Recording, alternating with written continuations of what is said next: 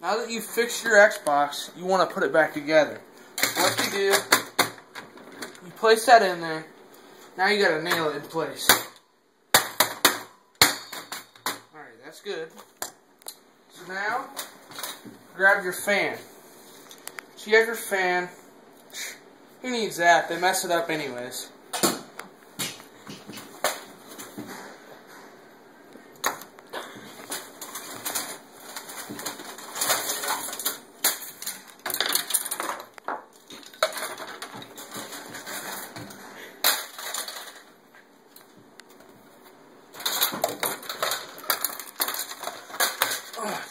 Just swiftly put it on.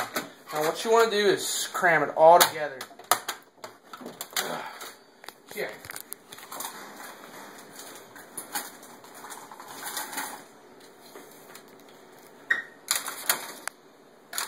Okay. So now,